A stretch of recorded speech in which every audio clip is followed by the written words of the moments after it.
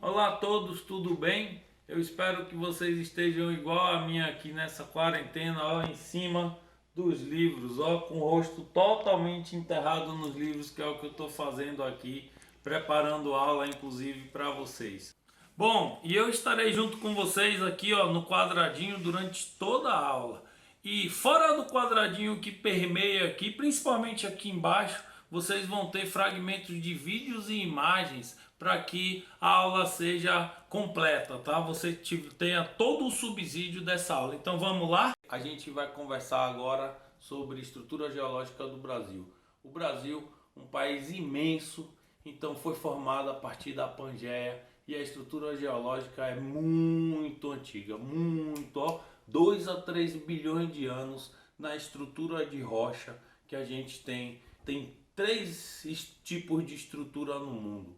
Uma chama dobramento moderno a gente não tem, porque dobramento moderno foi formado na era Cenozoica. Deixa eu botar isso aqui, tá? Mas assim, foi formado na era Cenozoica a partir de um dobramento que aconteceu de 50 milhões de anos para cá. No caso dos Andes, por exemplo, foi de 10 milhões de anos apenas para cá. Então a gente não tem o dobramento moderno. A gente tem escudo cristalino e bacia sedimentar. Escudo cristalino é essa rocha antigona que te falei. Então, a bacia sedimentar é mais recente, mas a rocha cristalina é muito mais antiga. E é a menor parte da cobertura do nosso território. Só tem 36% de cobertura de escudo cristalino, enquanto 64% é bacia sedimentar. O que estou te falando o escudo cristalino é o que a gente vê, enxerga. Então, a bacia sedimentar, na verdade, é o que erodiu e preencheu as depressões desse próprio escudo cristalino, que é muito mais antigo. Portanto, toda a erosão que aconteceu no escudo cristalino vai preencher a parte que era a depressão do próprio escudo cristalino e formar exatamente a bacia sedimentar. Então, a estrutura é composta da parte da bacia sedimentar, que vai chegar no máximo no mundo a 600 metros de profundidade, essas bacias sedimentares. As mais jovens, as mais antigas vão chegar até a 4.000 metros de profundidade, as bacias sedimentares que têm pelo menos 600 milhões de anos, porque não existe bacia sedimentar com mais de 600 milhões de anos no mundo. Todo o resto da estrutura, embaixo da bacia sedimentar, você vai ter uma estrutura de escudo cristalino, que a gente chama de embasamento cristalino. Aí esse embasamento pode chegar até a 70 mil metros, entre 5 e 70 mil. Estima-se que os 5 mil metros seja o nosso óleo oceânico, porque quem tem a parte da lâmina d'água, então é mais estreito, tende a ser mais estreito, e os 70 mil metros num dobramento moderno, como o exemplo do Everest que a gente já mostrou. Então, a partir daí a gente tem pressões internas, formação de placas tectônicas. O mundo é composto de placas tectônicas a partir dessa solidificação do magma para formar essa estrutura cristalina.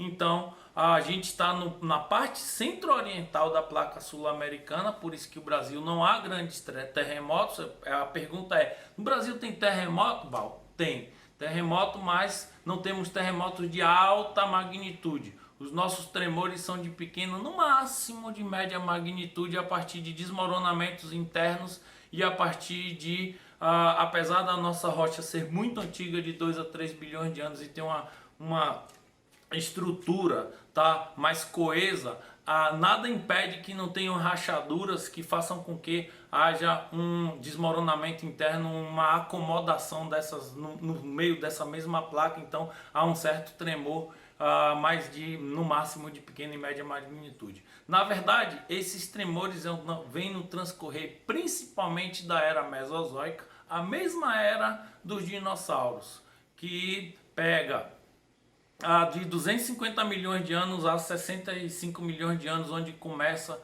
a era Cenozoica com a extinção dos dinossauros em si. Então, dentro dessa concepção, a gente tem aí muitos movimentos tectônicos acontecidos a partir da era Mesozoica.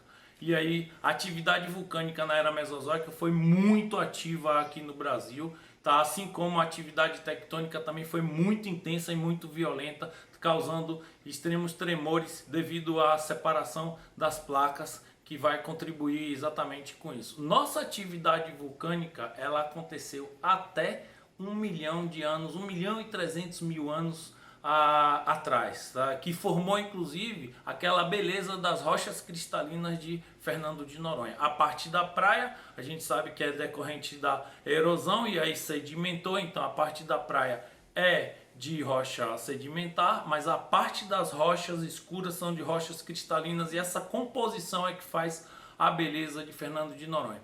As nossas falésias também no sul do Brasil, do sudeste para o sul, onde há a predominância, que é a falésia exatamente em frente ao mar, onde a rocha está ali batendo, o mar está ali batendo na rocha e desgastando. Aquilo ali foi a partir de uma formação também de um derrame vulcânico muito grande que aconteceu na era mesozoica, de 250 milhões de anos para cá, e daí o movimento epirogenético também fez com que soerguesse. Epirogênese, importante, movimento epirogenético. É um movimento de soerguimento e rebaixamento da crosta, onde formou todo o nosso relevo. Essa irregularidade vai ser formada principalmente a partir da epirogênese. Nesse sentido, a gente tem dois movimentos: a orogênese, que é o dobramento, que forma as montanhas jovens, as grandes cordilheiras do planeta. Nossos dobramentos aqui são todos antigos, então nosso movimento orogenético aconteceu há bilhões de anos atrás, tá? Há mais de 600 milhões de anos atrás.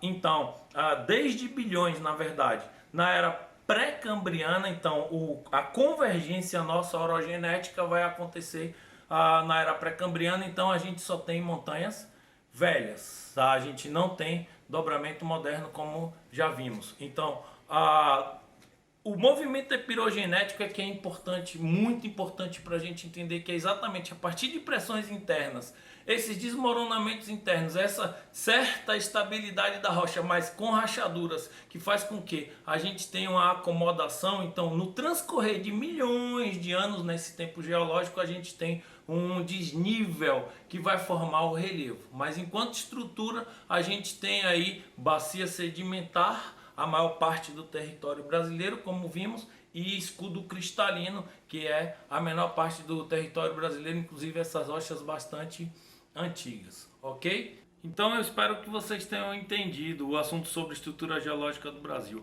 Mas como eu passei muitos vídeos e imagens que estão aí embaixo, se vocês quiserem, podem assistir de novo, tá? E aí algumas vezes pausando para que vocês entendam, porque todas as imagens e vídeos têm relação com o que eu estava explicando e falando. Então, para que a aula ficasse mais rica e para que você tivesse um subsídio maior para esse entendimento, ok? Então, muito obrigado, até uma próxima aula.